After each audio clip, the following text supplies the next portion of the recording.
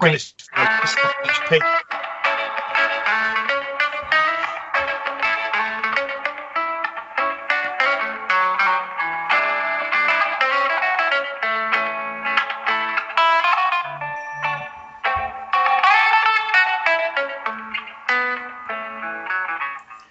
Hello everyone and welcome back to another episode of Beneath the Lift Tower. My name's Charles McGilliver and I'm joined by Jess Keble and Simon Stacey. We are your fans podcast, by fans, for fans, about everything to do with Northampton Saints. So, how are we doing? Good. Doing good. Yeah, I'm good, thank you, mate. Good the rugby's back. Shame about the result, but hey-ho. Yeah, But exactly. we're back. We are back, exactly. It was good to get back to the Gardens at the very least, wasn't it? Yeah, definitely. So we jump into the disaster, or are we calling it a disaster? Or I'm what do not we think? personally, no. I'm not calling it a disaster. I think everyone else is acting like it's like the worst news ever. And I was like, it's like a C team that were just there to, I don't know, have a kick about. I had a really fun time. I really enjoyed it. It's Leinster, though, isn't it? It's the worst thing. It's blooming Leinster. It's Leinster. Yeah, I mean, they sent a half decent-ish. It was probably their second team-ish, but it's probably a team that will play a lot of players will play a lot of games for them in the URC. So it wasn't quite the same side that we sent out, which had a lot of, junior players and players who probably aren't going to get a lot of game time this year. Yeah. But I know it's pre-season, and I know you can't read too much into it, but I thought there were some concerning aspects of the performance, areas that need a lot of improvement, and potentially some areas that can't be improved. If you stop, sorry. I totally agree. The attack was non-existent, and the defence was blooming awful. I know it wasn't the first team, and all the England boys are missing, but that rings a little alarm bells for me because they all play together, they all train together. So yeah, the defence was non-existent, and the attack, there was no such thing.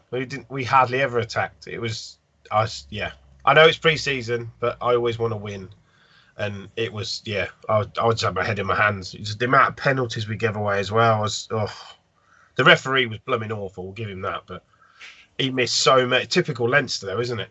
They don't seem to be offside. They can't be offside. They're like Richie McCaw of Ireland. Yeah, I mean, let's break that down then into its sort of constituent parts. So starting with the attack, there were definitely issues there, right? And the thing is, I would say with that is, we had our third choice halfbacks playing.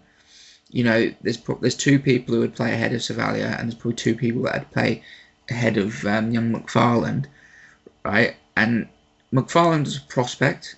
He's coming through.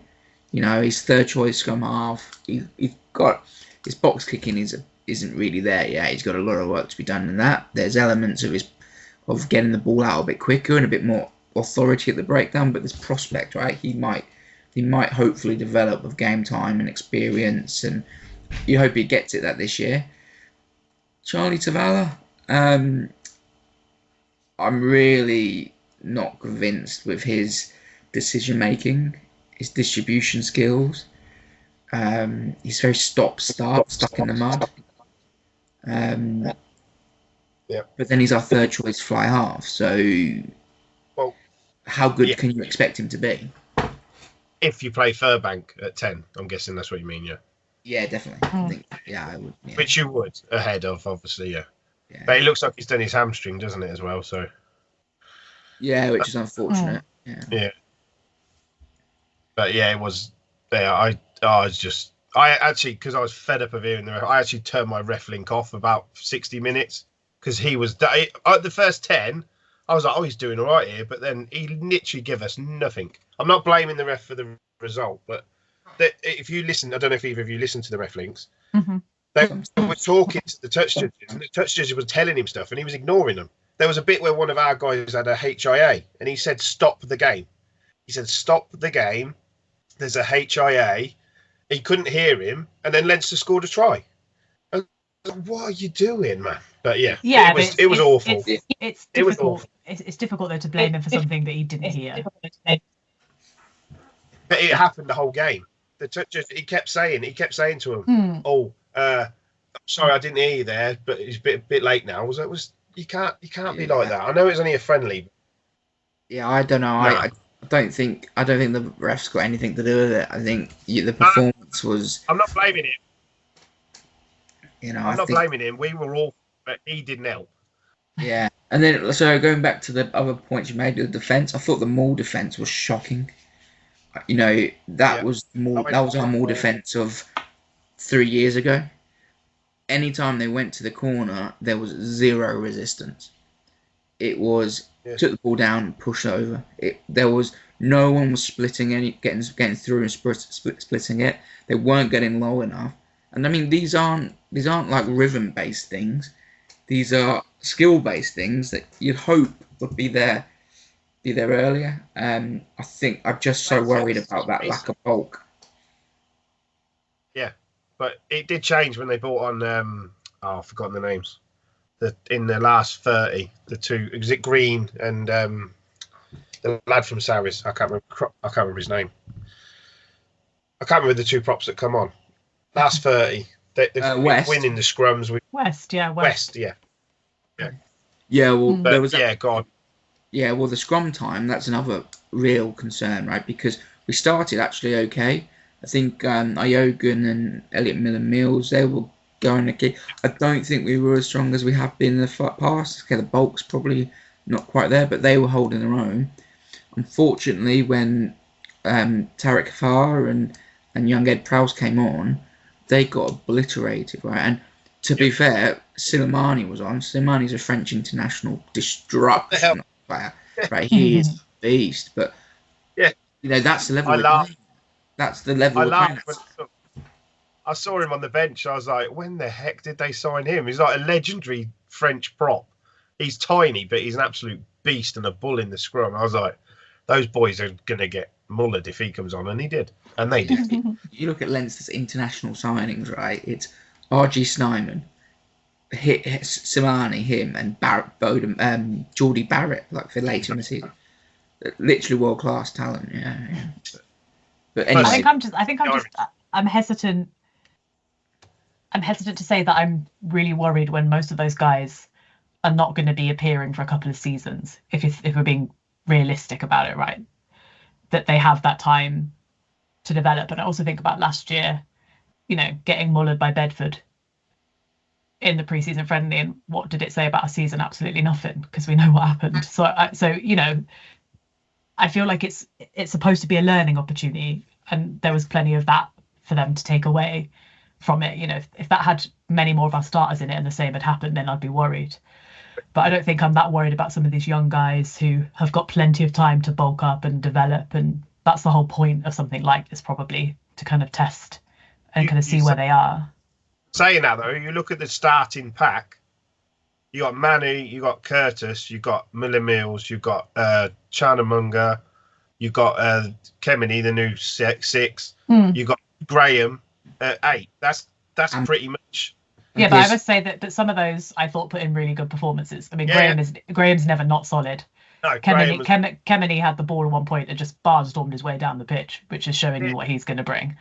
Pearson was the best player on the pitch for us. Pearson was good. For me, the best on the pitch for me was Ram. Just think he came on and just acted like he was playing a proper first team game. He was gunning for it. It's just nice to see him without strapping on his legs. He looks like he's fit, which is good. Yeah, no, I get the point that it is a pre-season. We don't want to read too much into it, and you've got to understand that it's just a bit of a run out and get contact. But there are certain points, two props come on, get absolutely obliterate. That raises concerns about our depth going forward throughout the season. Especially Tarek, because he's the second choice loosehead in my view, right? And I know it's a tough ask, but that's a bit of a concern. And more defence when you've got Kemeny, Pearson, Graham, Iogun, Curtis Langdon, Elliot Miller-Mills, Mungo on the pitch, and they weren't performing as well as they last year. Our more defence was phenomenal, right? So it's got to be a mindset because these are the same people. So you hope it's just because they're a bit slower. They're still coming back to full fitness. But let's see how we go. Because looking back to that Bedford game, when we put out a very weak side and they had a few of our players, and it was just an open, free flowing, wild game, right? This was just a bit brutal. Leinster came and played Leinster rugby, and it was physical, and we just didn't step up to it. And maybe that's because it was a bit of a shock. Maybe they're a bit more prepared than we were, and it was a mismatch of preparation. It's probably a that, and also the combination of just there's got to be a part as a player that goes through your mind of like, I don't want to get injured in a preseason friendly. And when they're coming out, like you said, Leinster really did front up. There's probably a part of you that's like, oh, I want to be careful here. And we did see a couple of injuries. We did see, was it Ewan Baker was the one that went off with the HIA? I think Leinster had someone that went off for something similar. Savala's obviously injured himself. I should imagine that's also running through your mind slightly. Yeah, but you've got to be body fit though, haven't you? You've got to go. You can't go. Oh, I'm not going to play well, because you've got to be. That's what worries me about not playing England. I know they couldn't play him. I think they can play him in Bedford, can't they? The England. They can, yeah. Well, apparently they could have played against Leinster, but there just wasn't enough clarity in what England had said to them. Yeah. Where they've clarified it now, so we're expecting to see him, I think. Yeah. Yes. Sarries played all theirs, didn't they, in their pre-season friendly? So it was a bit of a weird one, that. But they played some, yeah. They played some. Yeah. You can see they were missed, basically, blatantly missed. That's the point. That's the hope, isn't it? Because like I said, the things that concerned me were that 20-minute spell where the two props changed and we got destroyed. Right, that concerns me, right? Because that's a set piece and two players who are the depth of the squad struggled. The Maul defence, because it's largely the same pack, but it's a set play essentially. You're defending in that moment, and it didn't work. The attack, I'm less concerned because that back line is so far away from our back line. You're replacing our third choice halfbacks. I'm not trying to knock them or anything, but you're replacing with two of the best players in the world. Alex Mitchell and Finn Smith are legitimately outstanding. They're international top level players, so you expect there to be a gap, you expect there to be a difference, and when they come into your halfbacks, the whole back line is going to change. And if even if you had the rest of the backs the same, if you drop those two in, something will happen. They bring a different level of tempo, a different level of energy that we didn't see from the younger squad of players that were playing. The breakdown at every maul or ruck, the pass was so slow. They couldn't get any momentum. That's why Leinster were up in our faces straight away. I'm not blaming him. Obviously, it's learning. He's learning, but just need to get like Mitchell. We would have pinged that ball out. We'd been halfway up the pitch before we even got the ball out in that match. Yeah, but that's a team point as well, right? Because I think Mitchell probably does get that ball out a bit quicker, but also, if the forwards win or the ball carrier wins their collision better, the clear out's better, the ball's presented better, and the ball's moved quicker. When when Leinster get dominating us physically and getting on top of us a bit, the ball gets stodgy and you can't get it out. And that's not Archie McParland's fault. That's the ball carrier and the forwards not getting in front of the ball. So you don't want it's not to put it all on one player or two players, but it's just the style of play was it wasn't different to what we used to. But let's move away from the negatives, because as we said, it's a pre-season friendly and we can't call it now. We can't say that's it, we're over, our season done. No. Right. So what are all the positives? Let's talk about what do we think of Kemeny first game. When he got into it, I loved that barnstorming run he did, where he just scored a try. If you look at the picture on his face, that determination. Yeah. And I met him after the game. He's a really nice lad and all. And I'm looking forward to seeing him more and more, because he's got some legs on him. So. Yeah, I'm definitely looking forward to seeing him when we're creating space. Yeah. Yeah. When we're creating finding those edges and creating those 2-on-1s out wide, and he gets to storm on and run through like a massive giraffe, like all legs flailing everywhere. And power, I think we can get a lot out of him. Yeah. So yeah, I think, and he was we used him a lot at the lineup. He was an option at the lineup. We used him quite a bit. So that's really good as well. So I think it's promising. It wasn't, let's not call it the best performed debut ever or anything like that. But he looked like he would do a good job for us, I think. Yeah, I mean, it's not really a debut, is it? You want to see. Got to wait till we see them under actual pressure. But yeah, I think it's there. I think that showed a glimpse of what we signed him for. Definitely, yeah. Who else? Sorry. No, I was just going to say, like I've already said, Ram. I think Ram came out probably the most fired up of anyone. Scoring the try, sort of just going for everything. And you could see when they brought him off, he was gassed. he was about done for by the time they brought him off. Which is, I think, to be expected. Is why they bring them off after not very long, right? It's so much harder on the body than what they do in training. And getting yourself into that kind of, plus there's also the fact of like that's not someone you want to risk. But I thought he was captain as well, wasn't he? And I think he totally tried to lead by example, like as best as he could. And then for me, the only other person that stood out, but I thought Ruben Logan came on, and his first touch of the ball at the base of the scrum is to get it and just smash his way through however many people before. I thought that was absolutely quality, and again just shows exactly why we were interested in him, because I know it from what I could tell, it seemed to be a big deal that he had picked us to sign with. So there's also a lot of interest in what his future is going to look like. I would have liked to have seen a bit more of Henry Pollock. Like, he was on for 20 minutes. I didn't feel like there was anything that particularly grabbed my attention. It wasn't his type of game, though, I don't think. He's ready for quick ball and just break line, go for it. He looks like he's put a lot of timber on, though. Not timber, sorry, muscle. Yeah.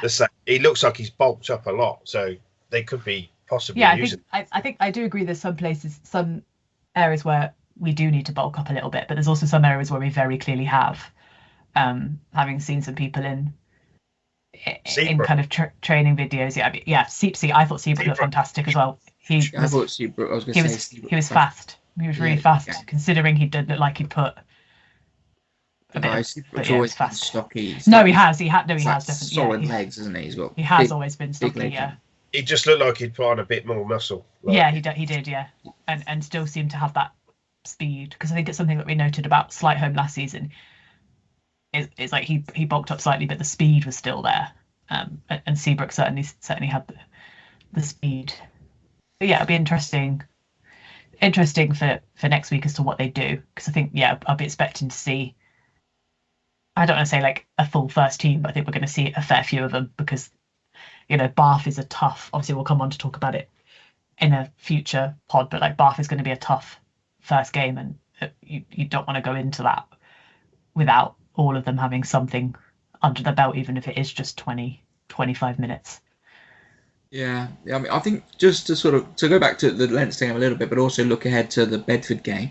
I think the one player that did actually really impress me, but it's not necessarily for this season, was Toby Tame.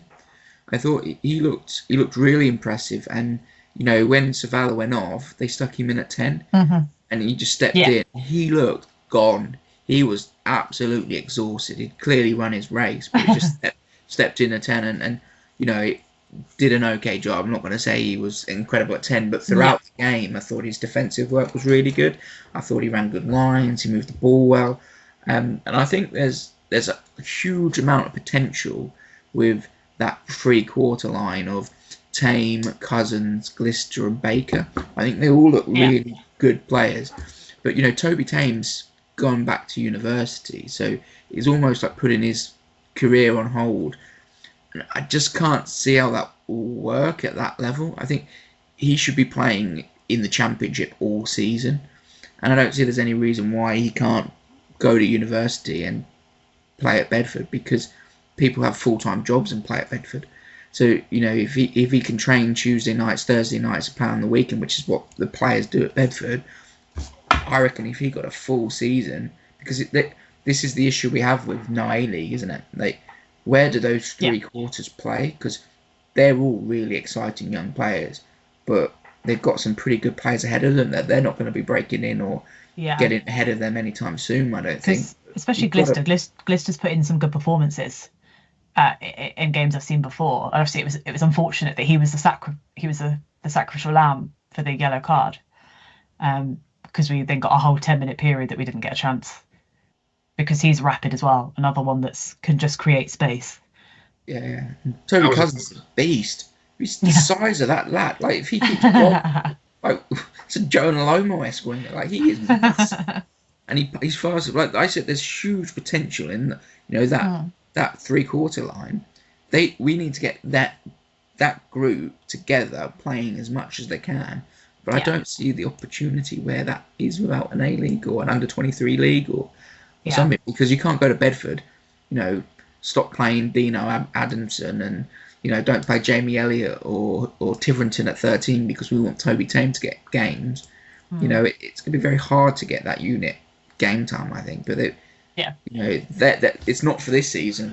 They impressed me, those players. Even though I know Baker went off for head knock in the Leinster game. He had a big play at Bedford, and he was a proper player. So it's interesting. But then moving on to the Bedford game, are we expecting some of those players to maybe play less, and like the internationals to come in for 20 minutes, half an hour? I'd like to see it. I think you've got to. I don't think they can go.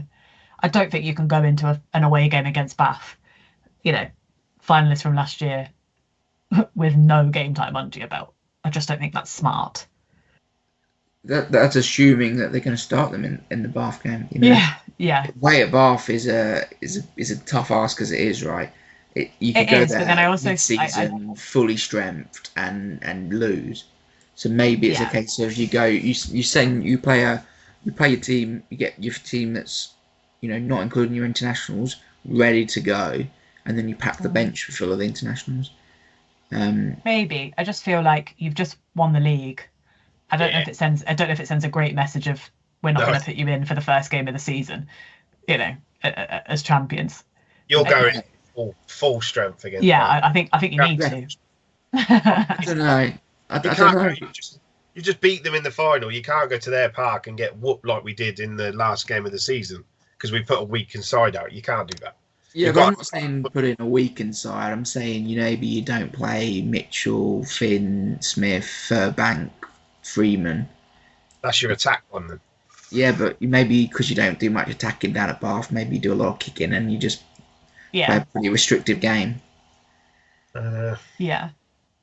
I mean, the problem is with that, if you don't play Furbank or Finn Smith without Savali, you haven't actually got a fly off. So I'm guessing one of them or both of them are going to play. But you could start as well, like Furbank off the bench, etc. Playing your first game of the season and you don't have your captain in. That's what maybe Furbank has 10 against Bath. Yeah, possibly. Yeah. It'd be interesting because obviously, so Hendy's out.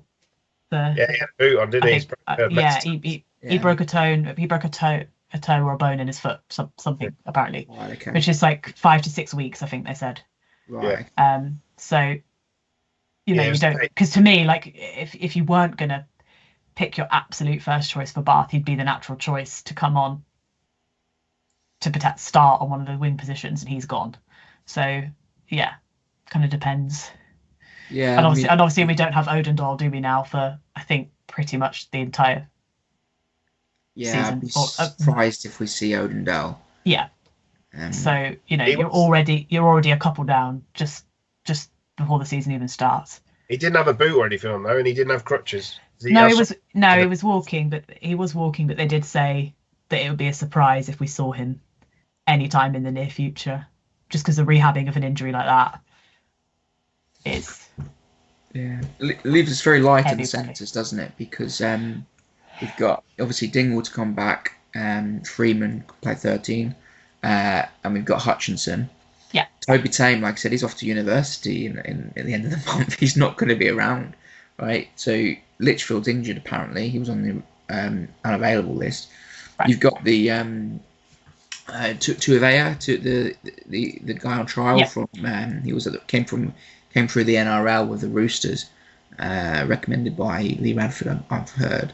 Yeah, I think he looked all right. I think that's what we can say about quite a lot of them, is that they looked all right, but it's really difficult. It is just difficult to tell until you get into. Yeah, it's hard. It's hard for us to sit here and be, you know.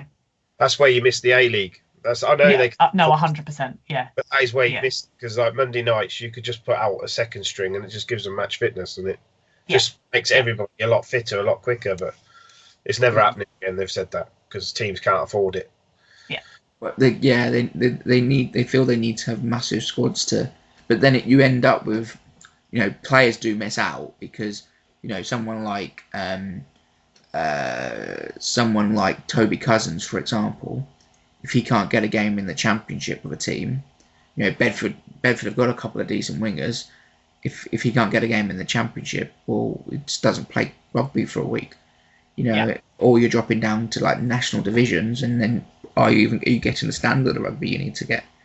So without the A-League, it's very hard. But then we have developed these players where someone like Toby Cousins and Will Glister and Ewan Baker and Toby Tame, etc. They're not going to get all that close to the first team, you'd imagine. But they could do if they keep playing and get developing, and they'll be challenging. So I mean, the only thing I really think is that we need to. It probably is going to end up being seeing us kind of sacrificing it as a tournament, really. But we need to use the PRC for what it was actually created for, which is to put your young players out. Yeah, Over the past few seasons, unfortunately, it's been used to just continue to give game time to your senior players. I get it sometimes if you've got someone who's injured and they need to come back and, using it for that purpose. But the whole point of it was to develop young sides.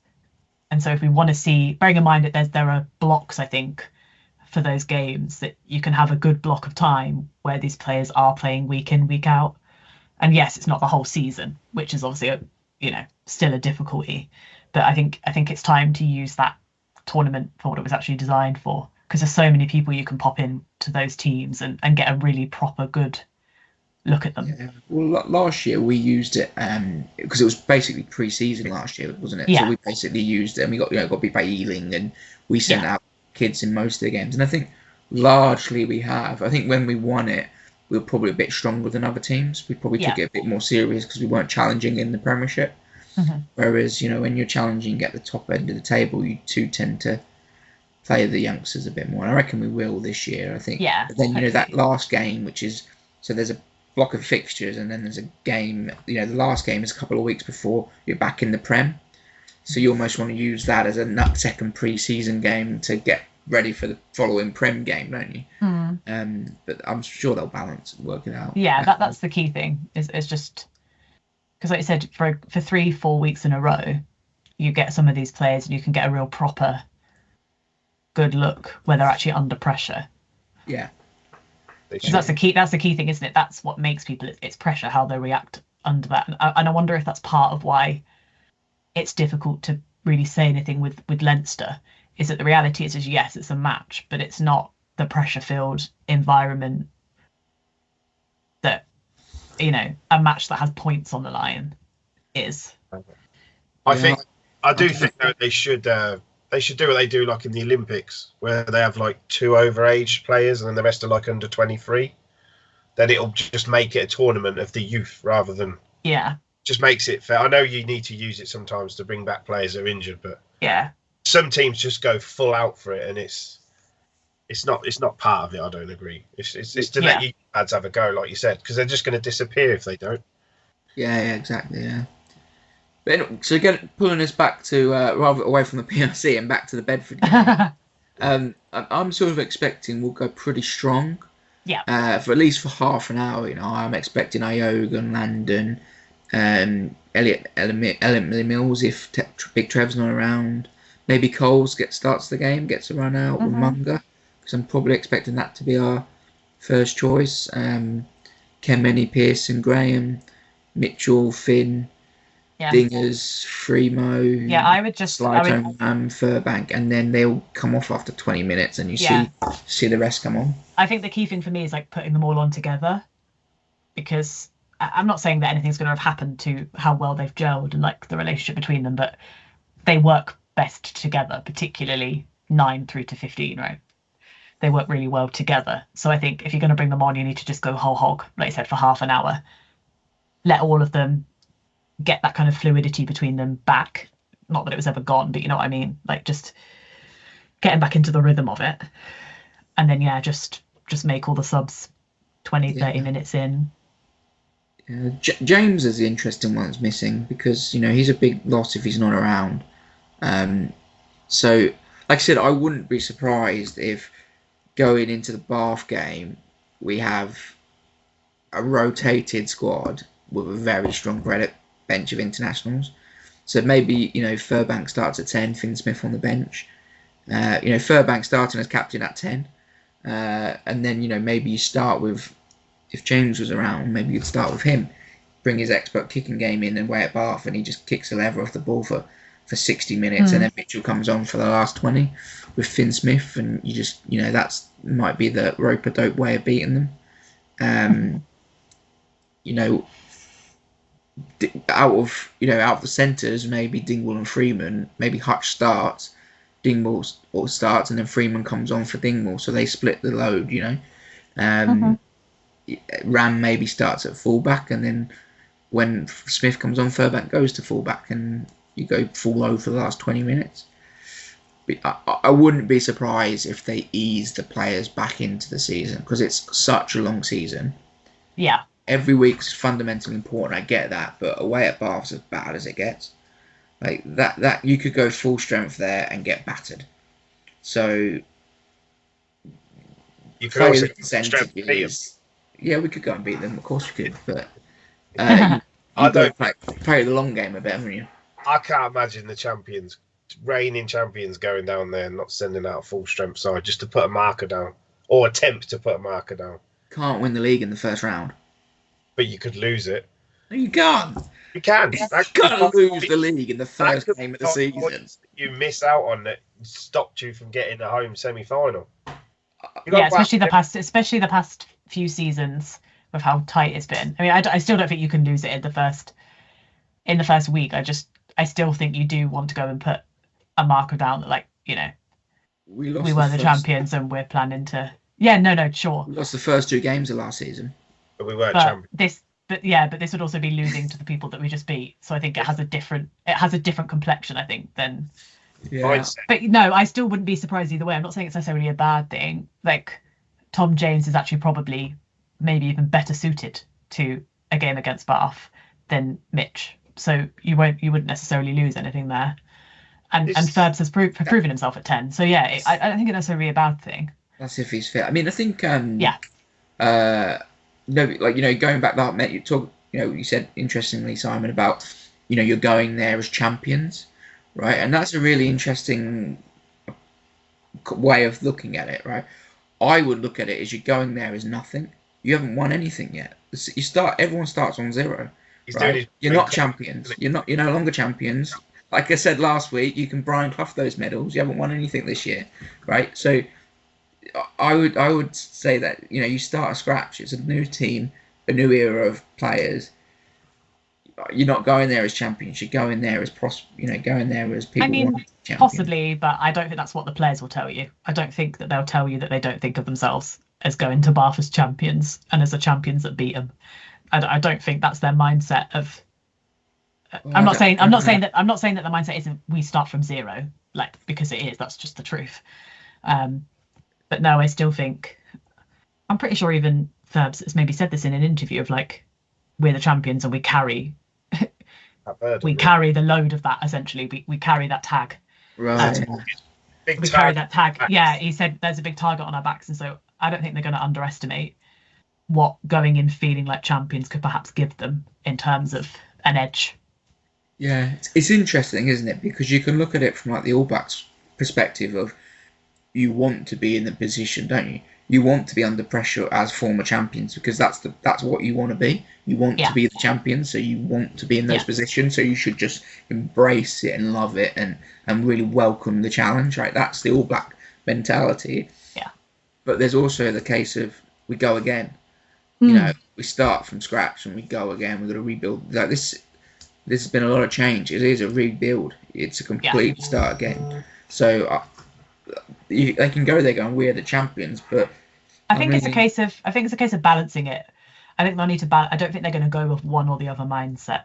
I think it's a balancing act of like, yes, we go in from zero and maybe our mindset is that we start from scratch, but you just know that the other teams view you as the champions, as the target. And so I think if they don't embrace that, at least partly, then I do get what you're saying, but I'm just thinking that it's the first game. If it's 4 weeks from now and it's Bath away, you think the weather's turned, you think, yeah, do that. But you need to come out and go, we've just won the league, we beat you in the final, we need to come down here and whoop your ass. You've got to go down there with that mindset. Look what happened in that last game. We sent a semi-strength side and they got absolutely hammered. And can you imagine what that'll do then for the Exeter game? And then it's just going to spiral. So you need to go down there with the mindset of we want to go and beat these, not all sent half a strength side. Or you go there and you get put back in your place, you come back to ground with a bump, and then you realise, right, the medals count for nothing. We've got to start. We've got to go again. We've got to get up to that level again. You know, you get put in your place by Bath away from home, and it shakes a few feathers, and suddenly they might start. They come down with a bump. It depends what happens. They're really like, obviously, if you send your full strength side and it's a drubbing, it's one thing. But you send your full strength side and they just lose. You know, you can kind of chalk that up a bit to like Bath are very, very difficult to beat at home. It's like the thought they had of when they've talked about the loss against Sale in the first game of last season. They were like, they don't view it as a negative thing. They viewed it as we almost turned over Sale, who again are a difficult side, you know. Yeah. So it's really hard. It's really hard to predict, and like we're not in the camp, right? So we've got no clue. We've got no clue how they view themselves and how they view what they want to do and what Fairbank's messaging is or what Dowse's messaging is and things like that. I think there is value though in that approach to winning the game in that manner as well. It's not. I'm not sure. It's not necessarily. You got to look at. You know, you win a game over an 80-minute period, don't you? You don't win it in the first 10 minutes. It's an 80-minute performance.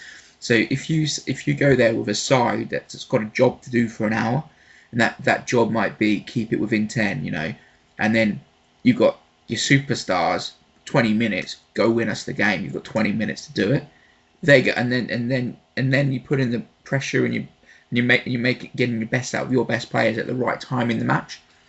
You know, I think there's a lot of value. It's like prop forwards, for example. I think I've seen it done by a number of sides, and I think there's a huge value in playing your substitute prop for the first 20 minutes, half an hour of a game, because then you bring on your strongest prop for the end of the game when there are actually more scrums statistically, and when you win the match, you want your best players in the moments when the match is actually going to get won.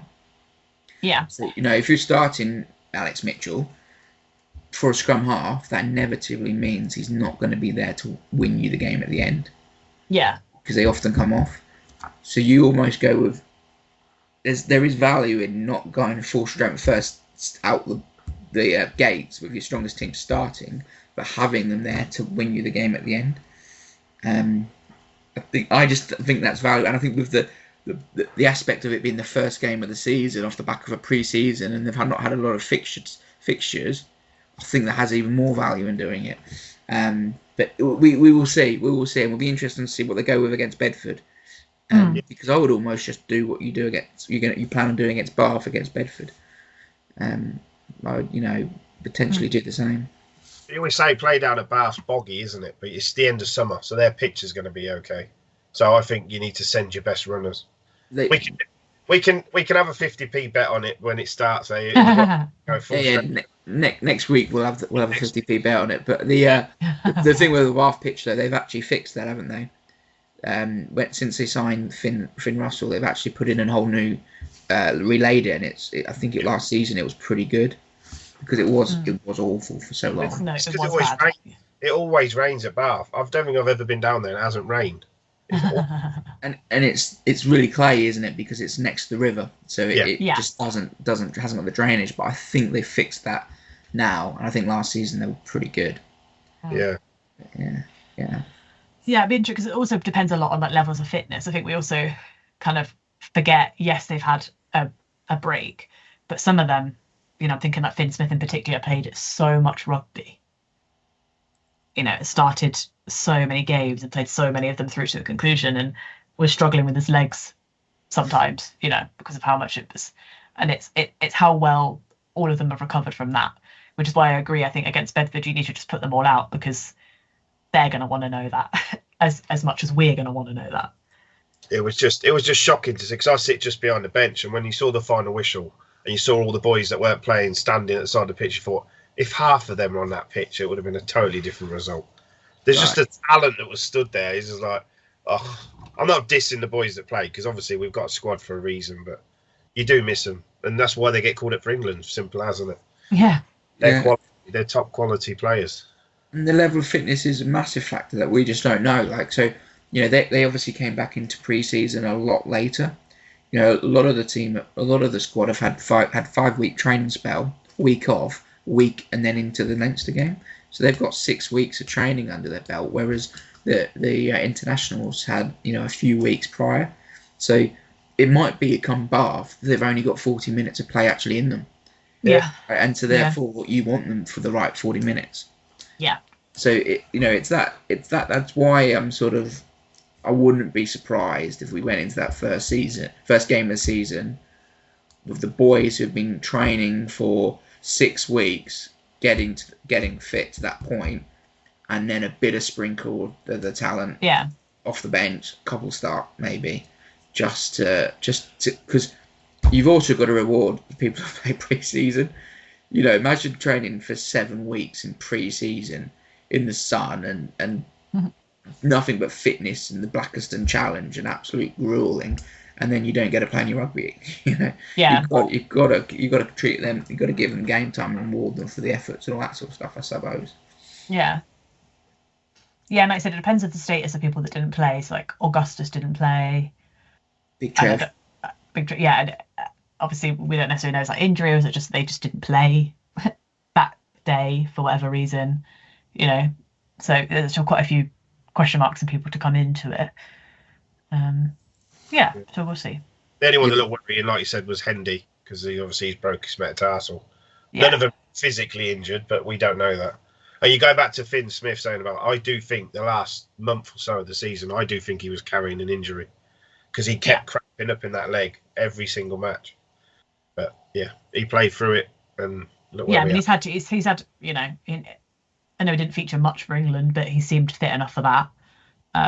So I'm sure it's probably just something that rest. It's probably fine, but he's going to have a little bit of time. I'm sure they're all going to get tested probably to see. At least I hope they go strong against Bedford, just because.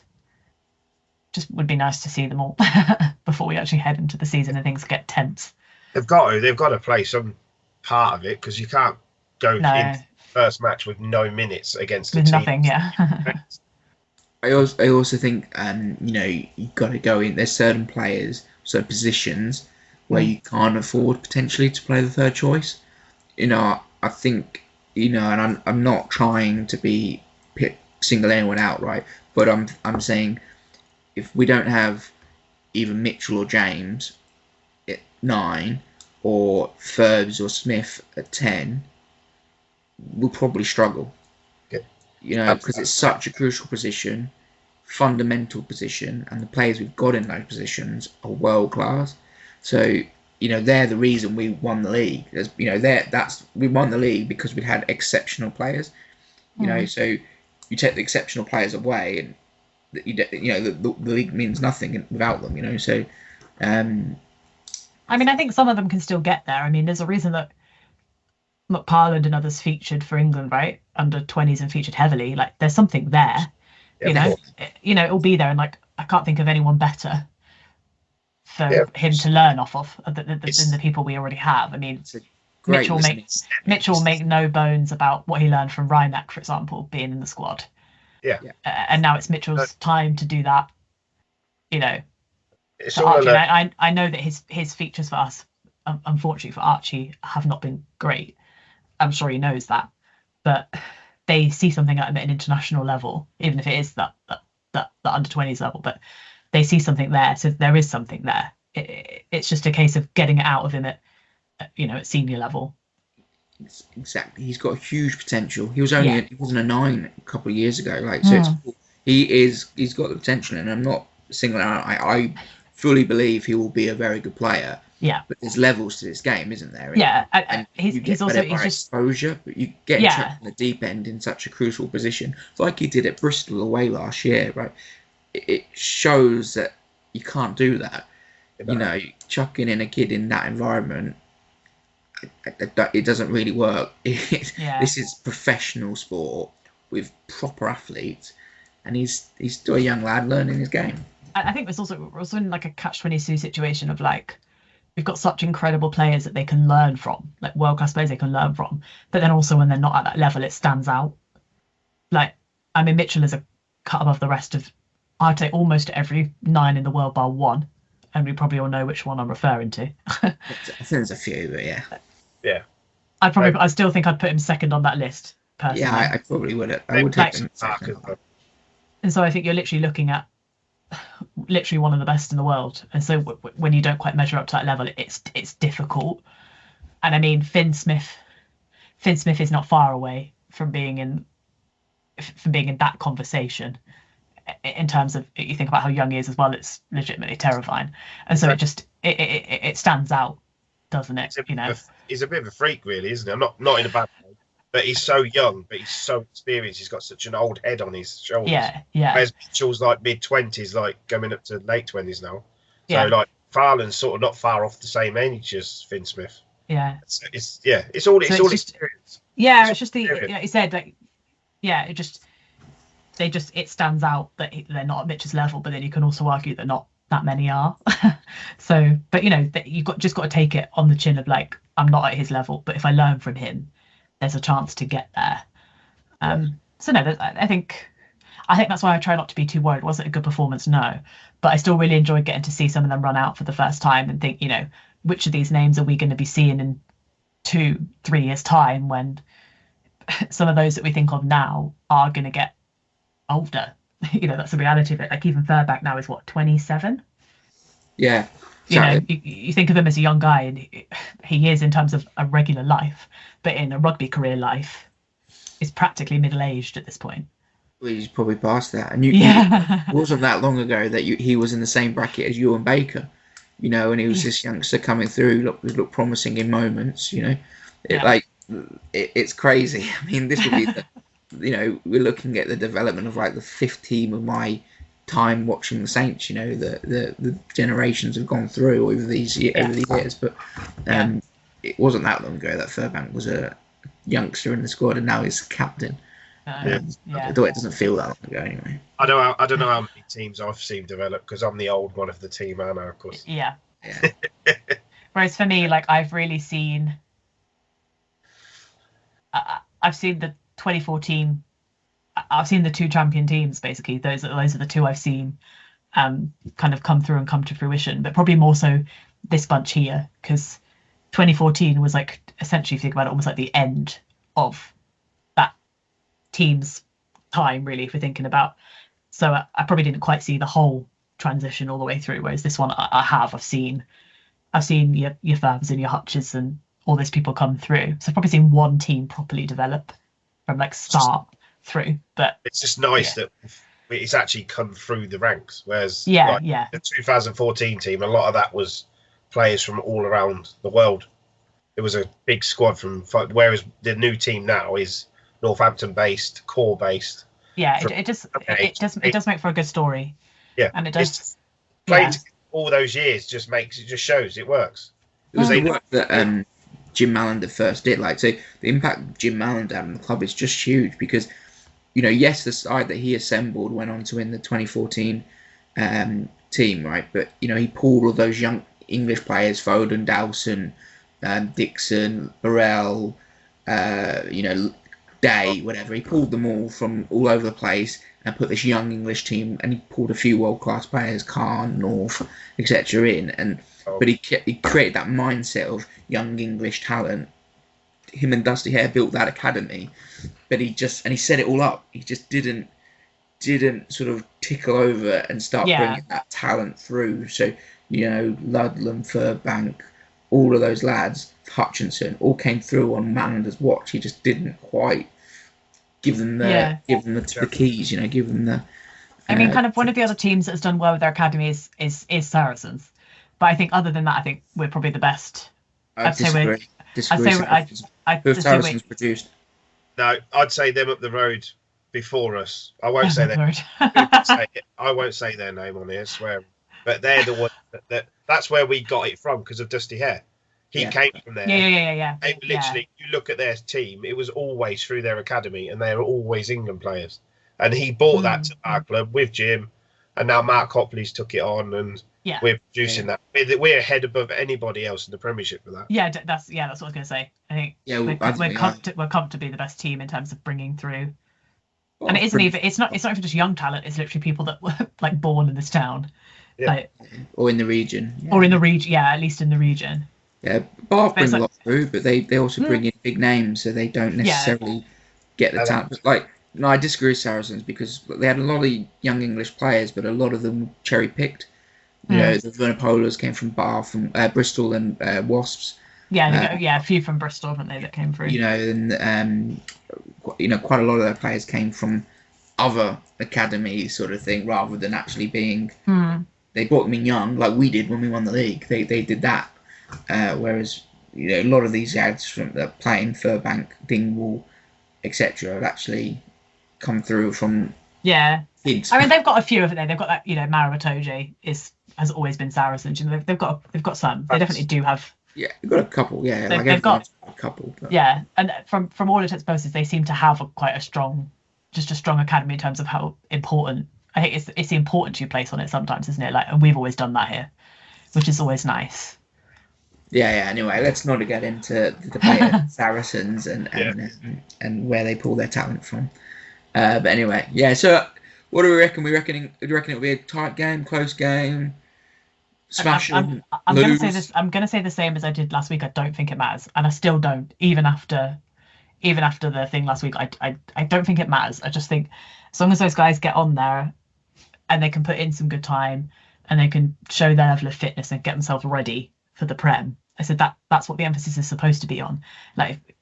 I must admit, seeing a lot of people online who are acting like that's the season over before it started, and I was like, you're overemphasizing I feel like what any of this means. It's like I saw so many comments that were like, well, this isn't a good start to the season. What does it say about the rest of the season? Blah blah blah. I said nothing, absolutely nothing. If we're being honest, I don't take anything like that. I don't mean that. I hate losing, especially to Leinster. So that was the point. But no, it doesn't mean a lot. But it was just a bit shocking to see that the defence was poor. The line-out was poor. The scrum was poor. The attack was poor. I know we had loads of boys missing, but it's just tiny little alarm bells, I'd say. But I think this game, it's going to be a similar score, but reverse. So I think we'll get. I think it will be. Yeah, I do think we'll. But I'm still hesitant to kind of put emphasis on because, like you said, you hate to lose, but how much does it really go down as a? It's a loss. I'm not saying it's not. It's an L, but. It's not at the same time because it doesn't go towards anything. You know what I mean? So, and like I said, that team is so far away, particularly in the backs. It's so far away from what it's going to look like. Yeah, so that's the point then. So that was there much point in playing? That's what I'm trying to say. They're playing the third strength. They're not going to get anywhere near the starting lineup, are they? So I know what you mean, but it's just when you see that, you think you're playing Leinster, who brought pretty strong side. I would have hoped we'd gone a little bit stronger, but I don't think we could because we didn't know we could play the England boys. So. And I also think that you don't know who they're going to bring, do you? No. It's not. You'd imagine that they have a conversation. You'd imagine for pre-season, they try and just get what they want out of it, and they say what are you going with, so that it doesn't get dangerous, But I don't know. I think there's two ways of looking at it. You fully agree. The result doesn't matter. The season matters, and you just need to be ready and firing for the season, right? But then there is always this piece at the back of your mind that says, well, it's winning's a mentality. Leinster came to win. They didn't come to get a run out, right? They came to get a win. And Don't look at me like that, Simon. Right? Because I'm not saying we go to Bath to lose. I'm saying we should have a tactical selection, but they go with the intensity to win the match. You know, you don't send a team to lose, do you? And if you we rested a few players, the players that go and can still win the match. I think it's just. I mean, think of like Hafar is probably a case in point, right? He didn't have a good game, but the first time he made his debut for us, it was absolutely stonking.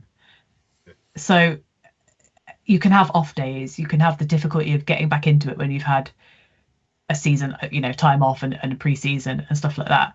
Do I think that's reflective of what he's going to be like? No, because we've seen better from him, so we know he's capable of it. Like, so it is difficult when it's, if that team was out against, again next week, they're not going to perform the same. Yes, the opposition will be different and potentially less intense. But that literally is the first game, right? Like, we've got to expect some cobwebs, and there are some players there that we've literally seen much better performances, and we know they're capable of much better. So I think that's why I'm hesitant to say alarm bells, because I did feel really sorry for him, because he'd come on. I think there were about 4 penalties against him, and he was the reason Miller Mills got yellow carded, because the referee said, number 1, second penalty, yellow card, and then the toucher said no, it was actually number 3. But he'd already put the yellow card out, so he couldn't really retrieve it. So then Miller Mills walked off like, oh, okay, fair enough. And he was scrumming against like a world-class prop. So you're not gonna.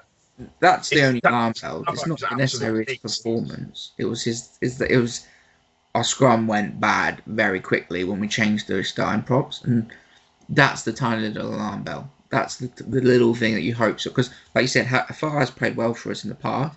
And he's also very, very young, right? So there is so much room for improvement. And you think about some of the best in the world, they've probably all had a performance like that in them, at one point or another. If he was starting to have them consistently, I think you have the question. But I think until he's in the actual season and he's actually playing, it's impossible to really get much of a judgment, because there's so many different things swirling around pre-season, like, first game back, not wanting to get injured, all kinds of different things that kind of come into it. It's really hard to get a proper picture. So, I think it's hard for us. It's probably hard for the coaches as well to really kind of know what to take out of it. Like from their side, they might have got exactly what they wanted from it in terms of information. Like, it's hard to know. Yeah. It was just mad. Just right at the end of that game, I don't know if you were listening. I didn't know if this is a rule change. Right then we got a free kick on the scrum. I don't know if this is a new rule been brought in. They were debating it, and then Fergs was asking the ref afterwards something about you cannot take a scrum as a free kick after the 80 minutes now, apparently, because we were going to scrum again. And you can't take a scrum from a free kick now. Full stop. No, full stop. Yep. Oh really? Yeah. No. Oh yeah. That's the new rule change, is you can't take a scrum from a free kick. I must say, though, that it does also make you realise how... I know people have their concerns about TMOs, but it makes you realise how important they are to the game. Well, there was a guy there, all he was doing was just telling him the wrong time. That was it. He didn't do anything else. Well, I think was the fourth official, who was... Or one of the touch judges who he'd asked, I think, to keep an eye on the clock or whatever. But, like, it does... Yeah, it does... And also, there must have been some issues with their comms, because there were some times where it cut out for me listening to it on the ref link. So I do just think, but I also think as well, don't forget that pre-season is a run out after time off for refs too. Yeah. They've got their own cobwebs to blow off as it is, but it does make you realize. I think it really does showcase that, like, yeah, the TMO has its issues, but it's fundamental. I think with the comms though, the comms would have been Saints comms putting it on, whereas for Premiership fixtures, I think all the tech gets brought with the Prem. Yeah. I've never heard it crackle that much. There was something other than pre-season. Very wrong with it, because the touch judge, I sit this side. I'd say the opposite to the church. I sit the church's side, and the touch judge this side was talking to the ref constantly, and he couldn't hear it. No, I heard it too, but yeah. Sorry, didn't hear you. Too late now. Was that? Well, that's not. But it is what it is. It's only It's only anyway, let's see. Like I said, I hope we see. We've talked everyone's ear off for longer than anticipated. Yeah. I think I hope to see a better performance, and hope like they come with real intensity, like Leinster came to Saints with real intensity. So let's see how it goes. Yeah. Anyway, thanks everyone for listening. We will be back next week. We might be back slightly earlier with something special else as well, but we'll let you know. Do listen out for it. Do look out for it because there is something special in the mix. So we'll let you know as soon as that's recorded. But yeah, thanks very much for listening. I've been Charles McGilvray. Jess has been Jess. Simon has been Simon. Goodbye. Goodbye.